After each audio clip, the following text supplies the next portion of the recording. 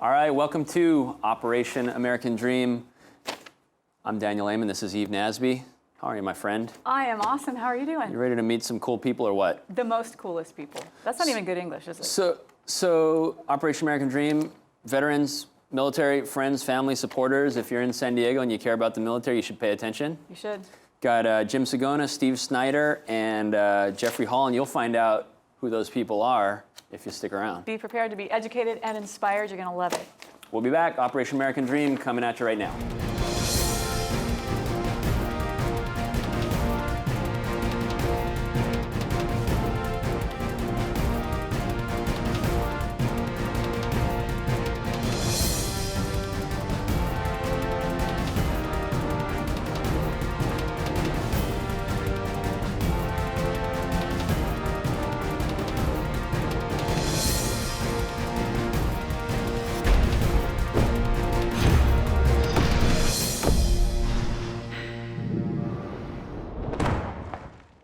So I'm pretty excited about this next guest. Oh my goodness, he's incredible. I had the pleasure of meeting Steve through the radio show, through Military Mondays, and we talked in depth about his dad and about his dad's story, Howard Warner.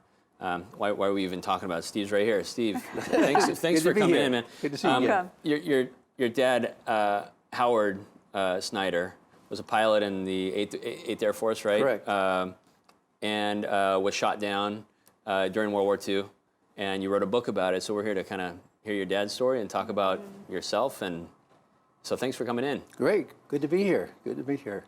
Yeah, my dad was shot down in 1944, February of 44, by 2 German fighter planes. So the book goes into detail about what happened to each member of the crew after the plane went down.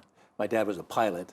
And about all the Belgian people that risked their lives trying to help them after the plane went down. 5 of the crew made it back, 5 of them did not. So the book was released in 2014, so it's just been about 2 years since it's been out. It's won 20 book awards in that time. And you're not an author. No, I have no writing background You're the whatsoever. most successful non-author in existence. 20 book awards. Tell me about your dad. Where did he grow up, and why did he end up in the Air Force? And Yeah, he was born in Norfolk, Nebraska, hometown of Johnny Carson. Moved out to California, to Glendale, when he was 13 years old. Glendale, California? Yeah. And as a result of the first peacetime draft in history by President Roosevelt in the fall of 1940, he enlisted in 1941 in Los Angeles. His first year was actually in the Army. He was stationed at Fort Lewis, Washington. But he married Ruth Hempel, my mother, and they had a little baby girl, and he thought, I'm not going to be able to support him, and I'm a private's paying in the Army, so he joined the Air Force. You do that back then, I guess. Yeah. So he'd make more money let you go. Right? Especially if he'd become an officer and become a pilot. So he went to England in 1943, October in 1943. He was missing in action, actually, for 7 months after his plane was shot down. Well, tell me what happened. So he was on a mission in... Yeah, they had bombed Frankfurt, and their bomb bay doors got hit by flak, and they couldn't get the doors back up, so that caused a drag in the plane. They fell behind the formation, and they were singled out by these 2 German fighters. In the ensuing air battle, the Susan Ruth, the name of his plane, after my oldest sister, was shot down. After he bailed out, he was missing in action for 7 months, but he evaded capture. So when you say bailed out, he basically jumped out with a parachute on. Yeah, the cockpit was in flames. We're not talking about like you're like, oh, here we go, throwing a parachute on and jumping into unknown skies. Yeah. I can't believe it, what it was like for those guys who came down. You know, they had the shock of being shot down, their plane knocked out of the sky. They've come down in a foreign country. They don't know where they are. They can't speak the language. The people they're depending on to try to hide them can't speak the language. Any of them could be a collaborator and turn them in. So your dad, Howard, ended up in the right hands, though. Like he ended up... Yeah, he parachuted out. His parachute got hung up in these trees. He was dangling 20 feet off the ground. And fortunately for him, a couple young Belgian farmers saw him and before the Germans got to him, and they helped him down out of the tree. And then he was hidden by various Belgian people for several months. Then he got tired of hiding. So he joined the French resistance and started sabotaging German convoys. There's way too little show. Yeah, you can't make this stuff up. You got to read the book. I mean, I guess is what has to happen. And but that's incredible. I mean, so he was evading capture for how long? For 7 months? 7 months. Then finally, on September 2nd, anniversary to 42nd anniversary tomorrow of 1944, he was liberated when Patton's Third Army came up through France after D-Day, and then he made it back to England and back to the States. So tell me about the process of writing the book. I mean, what made you want to write the book? What clicked where you're like, I'm going to write a book about and tell my dad's story? Well, I retired after a 36-year career in sales for Vision Service Plan. And at that time, I had no intention of writing a book. I just wanted to go through all the material that my parents had kept from the war years and go into greater detail. And I started reading book after book about the air war in Europe. I joined all these World War II organizations, started going to reunions, listening to vets tell their story. I went on the internet, did just countless hours of research. And then finally in 2012, I came to the conclusion that the story of my dad and his crew were so unique and so compelling that people needed to know about it and read about it. So I decided to write a book. Well, you also traveled to those places where your dad was hidden. Yes, I've been to Belgium 4 times. A lot of the places where he was hidden are still there. Homes where some of the Belgian people hid him, and also a farmhouse where he stayed with the French resistance. And he was also with you, and you also were able to extrapolate some of these stories as he went back there and kind of relived those memories. That's where I think he started telling more, because World War II veterans just don't talk about what they went through. Right. They built a memorial in 1989 to my dad and his crew. And when he went back for that, he was reunited with a lot of the Belgian people who had hid him and saw those places where he's hidden. And it brought all the memories back. And that's when he really started talking about it. How much of the story did you know previously? How much did your dad share with you? And how much did you ultimately unearth through kind of doing the research for the book?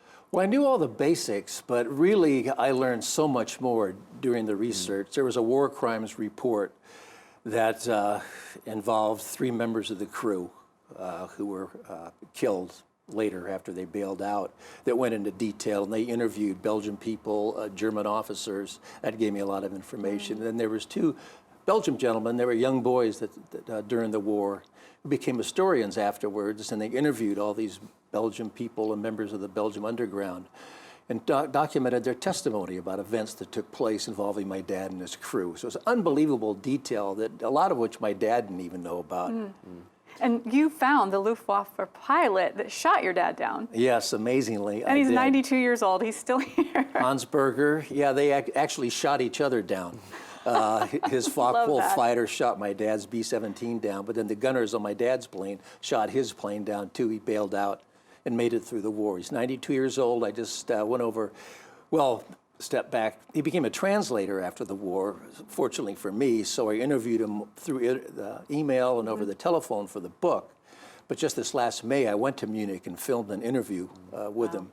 And so we met face to face for the first time, and that was just, I get chills just talking about it. You talk about like the importance of learning the lessons of the past. So you're not, so aside from being a cool read and an interesting read, I mean, what do you think is important about kind of learning those, looking back at the history in the past and so? I mean, that's got to be, it's got to be interesting for all types, whether you're into military or not, Well, my motto is it's our duty to remember. Sure. And really the tribute, the book is a tribute not only to my dad, but his crew and all members of the 8th Air Force, and really all the veterans of World War II. There were 16 million World War II veterans, and 95% of them are gone. One passes away every 3 minutes. And pretty soon those guys are not going to be with us any longer. So we need to remember what their sacrifices they made to preserve freedom. Really that's my goal, is just to get the word out, make people think about what took place 70 some years ago. And to honor these guys. So are there any other books coming up, or any other, I heard maybe a documentary of some sort? In May, besides going to Munich to film the interview with Hans Berger, I went to Belgium and spent several days there filming all the locations that are talked about in the book. So I plan to make a documentary this coming year. And what's the best place? So if you want to pick up, shot down the true story of pilot Howard Snyder and the crew of the B-17 Susan Ruth, What's the best place to pick it? Is it Amazon, or do you have a website that people should go to? Yeah, you can get it on Amazon, Barnes & Noble stores. If you want an autographed copy, you can go to my website, which is stevesnyderauthor.com. And it's also sold in the gift shops of all the major air and war museums in the United States, like the World War II Museum in New Orleans, even the Smithsonian Air and Space Museum in Washington, D.C. Well, I definitely appreciate you coming on in the limited amount of time that we have here. Great it's pretty stories. amazing stuff. Wow. I can't wait to read the book. I appreciate that. It's an amazing read. So, author stevesnyder.com, is that right? Yeah. Pick up the book. SteveSnyderAuthor.com. Steve Snyder. See, I almost messed you up. SteveSnyderAuthor.com. Go on SteveSnyderAuthor.com. Pick up a copy of Shot. Pick up your autographed copy of Shot Down, and we'll be right back with more Operation American Dream.